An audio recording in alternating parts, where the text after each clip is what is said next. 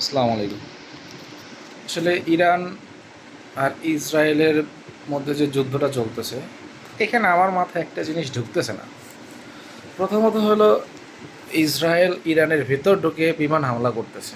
সেই দিক থেকে ইরান কী করতেছে, ঘরে বসে 1000-1500 মাইল দূরে ওরা মিসাইল ছুটতেছে। তো এখন দুই ভাইয়ের ভিতরে দ্বন্দ্ব। বড় ভাই ছোট ভাইরে গিয়া বাসায় গিয়া মাইরা চলে আসতেছে, ছোট ভাই বাসা থেকে বসে বসে ঢিল মারতেছে। এই জিনিসটা আমার মাথায় ঢুকতেছে না। ইরানের কাছে কি বিমান নাই, যুদ্ধ বিমান নাই? ওরা কি মানে ইসরায়েলে ঢুকে হামলা করতে পারতেছে না? আবার এই দিক থেকে আমেরিকা করতেছে হামলা। আজকে দুইটা না তিনটা জায়গায় নাকি ওরা পারমাণবিক কেন্দ্র নাকি করছে, বোমা মারছে। তো ইরান কি করতেছে আসলে? ও চাইতেছে কি? বিভিন্ন ধরনের খবর দেখতেছি, পারমাণবিক কেন্দ্র থেকে তারা অস্ত্র সরায় ফেলতেছে। যদি থাকতো তাহলে সেটা নাকি অনেক ক্ষয়ক্ষতি হইতো।